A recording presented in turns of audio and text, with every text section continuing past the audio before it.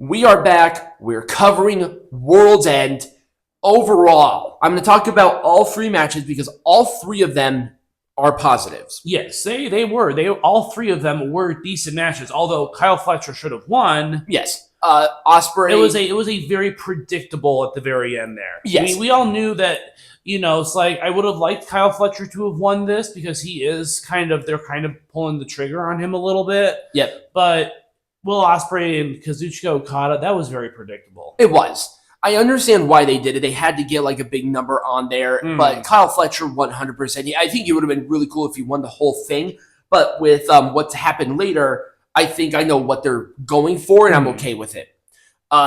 Even with Ricochet being there, him playing a heel Flipichet just needs to stop, and he needs to go into the trash. At least Okada won. Yep. Kyle Fletcher, once again, should have won. But and then the final match with Okada and Ospreay was by far the best one of the three, and I really liked that match a lot. Well, yeah, it's so finals. I can't hate it. I watched almost every single match from the Continental Classic, except for the ones on Collision, and these were by far the three best matches. Mm-hmm. This was an awesome match. I really like Takeshita and Habs. I like that they're still on Konosuke. He is very good. Powerhouse Hobbs is very good too, but I think right now it's not the time for Konosuke to lose. No. It's just not. He's really starting to rebuild this international champion. Yep. It's kind of that sleeper title where you're going to get quality. Yep. I could see Powerhouse Hobbs maybe even beating Okada for the Continental if push comes to shove. But as of right now, I'm just not sure what they're doing with the Continental belt. I mean, with the TNT, it just is on Garcia. I want Powerhouse Hobbs to win back. He had the belt, right? No, he only had the FTR as far as I know. I think he had TNT. FTW. I could be wrong. Anyway, he should have this belt. He should have the TNT champion because Daniel Garcia is garbage. Mm-hmm. Let's not back him. Let's back Powerhouse Hobbs. I like this match. I still don't like Mercedes Moné at all as a human being. I'll talk about that later. But I did like this match, actually. Between the two matches, I thought the first one was better. Yes. But this was a good match. I think because I already had an expectation of this being a good match. Because they already did it once and it was excellent. Well, I didn't expect it to be as good as it was. Right. It was like, whoa, this was actually like a really, really good match. But where are we going to go from here with Mercedes Moné as the champion? I see, and that's the problem, is that now I don't even know who can beat Mercedes. At this point in time, the TBS champion is even elevated above the Women's World Champion, which makes absolutely no sense to me. Yeah, well, we'll talk about that too, because I'm going to have something to say there. Oh, I already had this. I put there twice. This was awesome. Yes, I know that they're just rehashing something in New Japan, but there are a lot of people. There's been enough time. Yeah, there's been enough time. And I think there are probably some people who've never watched their matches in New Japan. So I doubt it with the audience that they have. I like Omega in this spot. I hope they treat him as an attraction wrestler, not a full-time competitor at this point, to really keep him good. Peanut Gallery is yawning. But this was a great moment. Yep. I like this shot for all in Texas. I think they're doing some foreshadowing there. Yep. And I'm excited for it. Yeah. I'm not saying that this is bad. Actually, I look forward to this. Yeah. This is going to be really, really good. I'm very happy about how this turned out. And the four-way was meh overall. I was as expected. But let's talk about the return of Adam Copeland and putting him in this spot. All ex-WWE, baby. Oh, of course it is, because they're the ones who draw, because ex-WWE. Yeah. There was only like a few outliers that draw better, or that draw at the same as ex-WWE. Omega, the Young Bucks, Okada, like they were never in WWE. Right. So they didn't. And even then, half of them were in the WWE at some point. Right, well, the roster itself, not the names that I just said. Okada was never in WWE. No, but Omega and Young Bucks were. Oh yeah, well in NXT, way early. Yeah, right. But they really made their name for themselves outside of this, right? But the return of Copeland was good. Putting him in the world title is really good because this momentum again. And see, I was going to talk about this later, but I was very pessimistic about AEW in 2025. With Copeland returning now and being in the position that he is, I have a little bit of optimism. Not a ton. Yep. But I think that is a good world title contender. It's definitely better than Pockets. Right. From Pockets to the Australian guy who can't win a match to the angry Texan who can't win a match. Right. So there we go. But, like I said, the Fatal 4-Way, it was a placeholder. Yep, it was. It was pretty much a placeholder. It's like, yeah, these guys are cute. Get their shit out of there. Get them out of there. Yep. I don't want to see them anywhere near the world title picture. Copeland is back. Exactly. Now, let's go to the negatives. Yay. Now, I'm not sure if this was a negative or not, but Ricochet deserves all of this. Yes, he does. Absolutely. He deserves every single moment of this. And I want to equate this, and people are trying to make the comparison of Ricochet doing this on purpose as character work, like MJF does. Here's the difference. MJF is really good at promo, and he's really good at clapping back on Twitter. Ricochet, every time he gets on there and says something, he gets destroyed. Right, he gets L'd out of existence. He gets L'd off of his phone and cries to mama.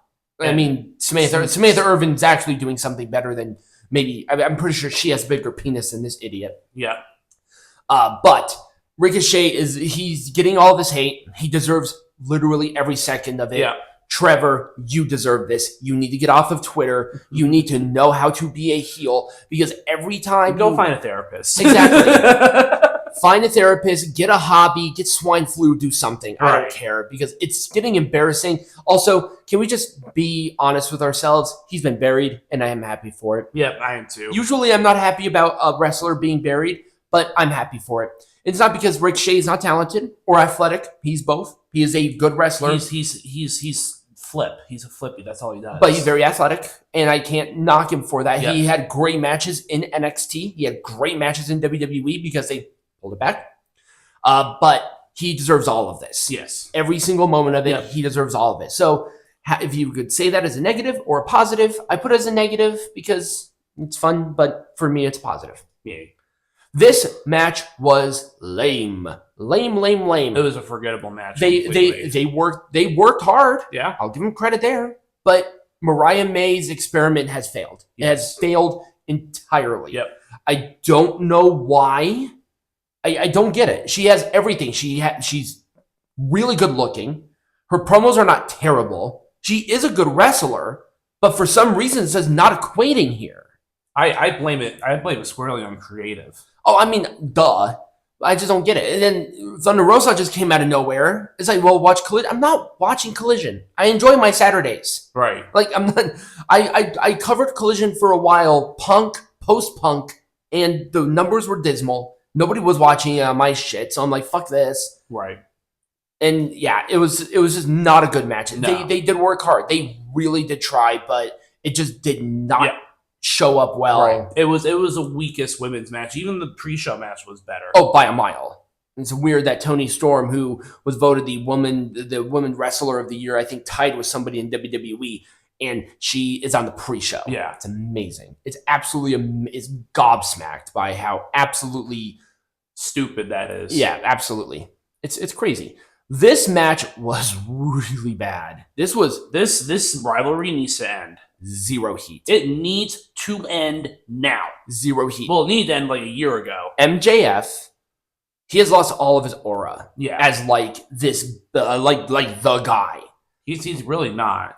He won the match, and yet he was destroyed by 4 baby faces. That's not what baby faces do. Right, baby faces don't. Well, they got their revenge. Yeah, it should have been the other way around. Right. MJF is MJF should have had the group. Right. He's the heel. It doesn't make any. I don't think Tony Khan recognizes the difference between baby faces and heels. Well, the Undisputed Kingdom originally was the heel faction. Right. But then Adam Cole was hurt. They left MJF alone for some reason. Well, he had to go out because he had his own injuries. This made absolutely. I mean, MJF is just no longer a world title contender. Mm-mm. Just no. Nope. He has lost all of his aura. Adam Cole has not sniffing it at all. No. Adam Cole will never win the AEW World Championship. I don't think he'll win the World Championship. I don't think he'll win the championship at all at this rate. I mean, he's just bad. I mean, it was not good. He's vertically challenged. people, and also he's like 0.0 muscle mass. And it's horrible. And it sucks because like they could have done something really good here. If Adam Cole was the heel, MJF was the babyface, and they kept the continuity of the Undisputed Kingdom storyline, we probably would have had an awesome match here. But it just did not do it. And I think that's why it sucks, because it wasn't the match itself, it was a potential. It's just, God, it was so bad. And then creative control. We got to talk about creative control. I think any wrestler who has this amount of creative control, it should be illegal. Number one. It's ridiculous that Mercedes Moné literally can dictate if she wins or loses a match on this level. It's silly. Clearly, she's not a draw.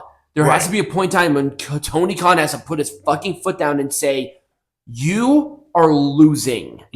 Like, she's not she is a draw up to a certain extent. I will give her that. But she's not $15 million a year draw. She's not a draw, period. End of story. The numbers do not reflect that. In fact, a lot of the times when she is on screen, the ratings go down. It goes down. I see it hour per, literally 30 minutes per 30 minutes, segment by segment. And almost consistently, even though she does have good matches, she's having good matches. I have to give her credit there. But that's because she's trained by the WWE. It's going down and down and down. She is not this draw. The people were crickets when she won. Crickets. People wanted Statlander. Statlander should have won. Actually, I think Statlander should be the one to take the title off of Mariah and rebuild the Women's World Champion. Because that division's all but dead ever since Mercedes showed up. And that's the World Champion. This is the secondary champion. Make that make sense. It's just stupid. It is. But I did like World's End overall. I will at least give it that. I'm going to give it an Orange Cassidy thumbs up. I'm going to do the same thing. And then on that note, too, the whole Death Rider storyline, we're talking about creative control. Because Jon Moxley has a lot of creative control over the Death Rider. Oh, it's lame. It makes absolutely no sense. I don't even know what the hell is going on with that.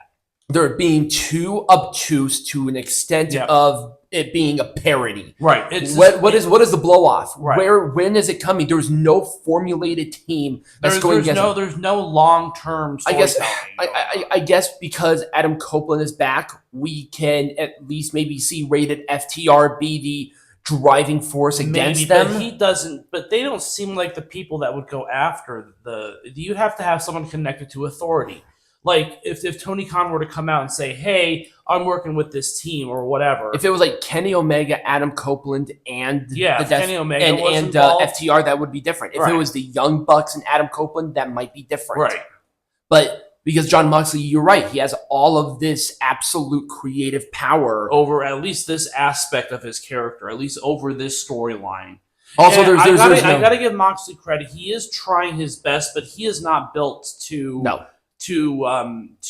run anything creatively. Like, he is not, that needs to be left to the control of writers. Let's put it that way. It has to be. It has to be away from the people who are actively involved in the in the performance side of it, because then they can just dictate on if they win, lose, draw, because their egos can't handle it. There has to be another person. There has to be checks and balances.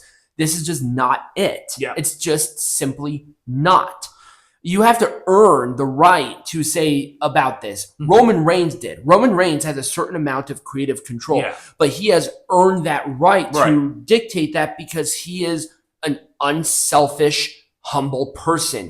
Mercedes Moné and Jon Moxley have been proven time and time again that they are not those things. They are not.